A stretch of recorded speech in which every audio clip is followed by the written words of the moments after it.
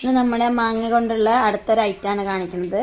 ഇതെന്താന്ന് കാണുമ്പോൾ നിങ്ങൾക്ക് തോന്നുന്നുണ്ടാവും, ഇത് നമ്മുടെ മാങ്ങ വേനൽക്കാലത്ത് നല്ലപോലെ ഉപ്പിട്ട് ഉണക്കിയതാണ്.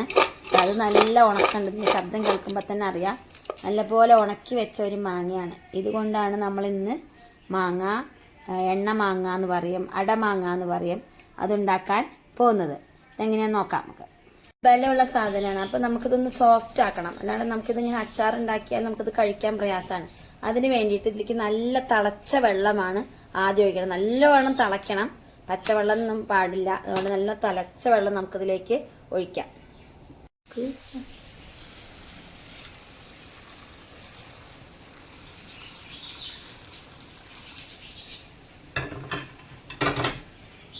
തിളച്ച വെള്ളം ഒഴിച്ച് നമുക്കൊരു 5 മിനിറ്റ് ഇതിങ്ങനെ വെക്കണം. എന്നിട്ട് ഈ വെള്ളം നമുക്ക് മുഴുവനും അത് ഊറ്റിക്കളയണം. കാരണം അധികമുള്ള ഉപ്പും മറ്റ് അതിൻ്റെ കേടുകളൊക്കെ അതിൽ പോവും. പിന്നെ അതുമല്ല, തിളച്ച വെള്ളത്തിൽ മാങ്ങ നല്ല പോലെ നമുക്ക് സോഫ്റ്റായിട്ട് കിട്ടും. അപ്പോൾ അതൊരു 5 മിനിറ്റ് ഇങ്ങനെ ഇരിക്കട്ടെ, എന്നിട്ട് നമുക്ക് ബാക്കി നോക്കാം. അപ്പോൾ നമ്മളിതിൽ തിളച്ച വെള്ളമൊക്കെ ഊറ്റി കളഞ്ഞതോടുകൂടി ഇതിൽ അധികമുള്ള ഉപ്പും ഒക്കെ പോയി ഇതാണ്. ഇപ്പം മാങ്ങ നല്ല സോഫ്റ്റായിട്ടുണ്ട്. ഇനിയാണ് നമ്മളിതിലേക്ക് മുളക് പൊടിയും ഉലുവപ്പൊടിയും കായപ്പൊടിയും അതുപോലെ തന്നെ നല്ലെണ്ണയും ചേർക്കേണ്ടത്. അപ്പം നല്ലോണം വെള്ളം ഊറ്റി കളഞ്ഞിട്ടുണ്ട്.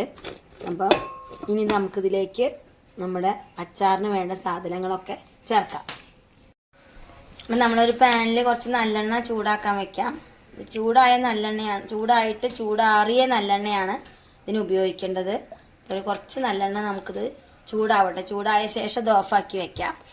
ചൂടാറിയ ശേഷം നമുക്കിത് മാങ്ങയിലേക്ക് ഉപയോഗിക്കേണ്ടത്. അപ്പോൾ ഇത് നല്ലപോലെ വെള്ളമൊക്കെ പോയി നല്ല സോഫ്റ്റായി നല്ല മാങ്ങയായിട്ട് കിട്ടിയിട്ടുണ്ട്. നല്ല കുറച്ച് മൂത്ത മാങ്ങയായതുകൊണ്ട് കുറച്ച് മധുരമുണ്ട് ഇതിന്.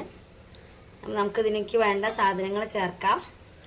കുറച്ച് കായപ്പൊടി ചേർക്കണം.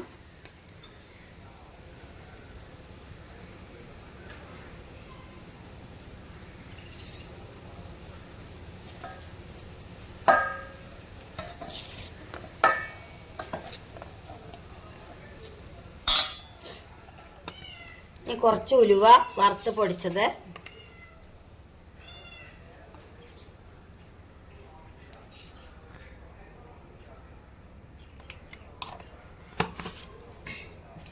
കാശ്മീരി മുളക് പൊടി നിറത്തിന് വേണ്ടിയിട്ട് നമുക്ക് 1 സ്പൂൺ ചേർത്ത് കൊടുക്കാം.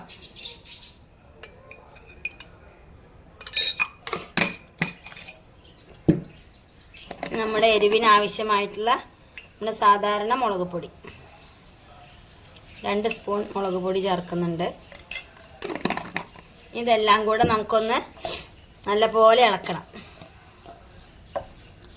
ഇതിന് നമ്മൾ ഉപ്പിട്ട മാങ്ങയാണ് ഇത് ഉപയോഗിക്കുന്നത്. ഉപ്പിട്ട് നമ്മൾ നല്ലപോലെ വെയിലത്ത് ഉണക്കിയ മാങ്ങയാണ് ഇതിന് ഉപയോഗിക്കുന്നത്. അതുകൊണ്ട് ഇതിന് പിന്നീട് ഉപ്പ് ആവശ്യമില്ല. അധികമുള്ള ഉപ്പൊക്കെ നമ്മൾ തിളച്ച വെള്ളത്തിൽ കഴുകുമ്പോൾ അത് പൊയ്ക്കോളും. ഇപ്പം പാകത്തിന് ഉപ്പുള്ള മാങ്ങയായിട്ട് നമുക്ക് കിട്ടും. നല്ലപോലെ ഇതിലുള്ള ഈ മുളക് പൊടിയും കായപ്പൊടിയും എല്ലാം ഇതിലേക്കൊന്ന് പിടിക്കട്ടെ.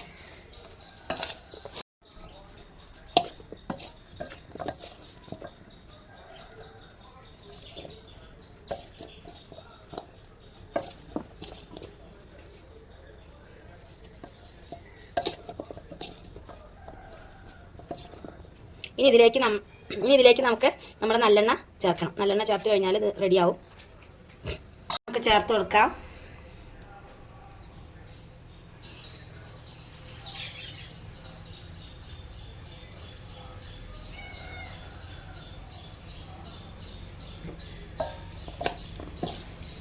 ഇത് നല്ലപോലെ ഇളക്കാം.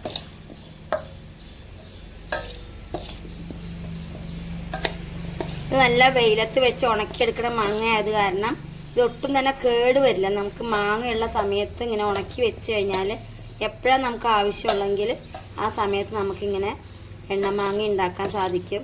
അതുപോലെ തന്നെ കറിയിലിടാൻ സാധിക്കും. മാങ്ങ ഉള്ള സമയത്ത് നമുക്ക് ഉപ്പിട്ട് ഉണക്കി വെച്ച് കഴിഞ്ഞാൽ വളരെ കാലം നമുക്ക് മാങ്ങ ഉപയോഗിക്കാം. ഇനി എണ്ണമാങ്ങ ഇങ്ങനെ ഉണ്ടാക്കി വെച്ചാലും ഇത് കേട് വരില്ല. കുറച്ച് ദിവസം ഉപയോഗിക്കാൻ സാധിക്കും.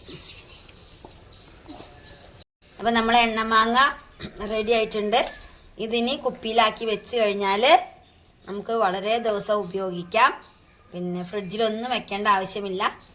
ഇത് ഒന്ന് എണ്ണയും ഇതിൻ്റെ മുളക് പൊടിയൊക്കെ ഇതിൽ പിടിക്കുന്ന വരെ ഒരു 2 ദിവസം നമുക്ക് എടുത്ത് വെക്കാം. അതിന് ശേഷം നമുക്ക് ഉപയോഗിച്ച് തുടങ്ങാം.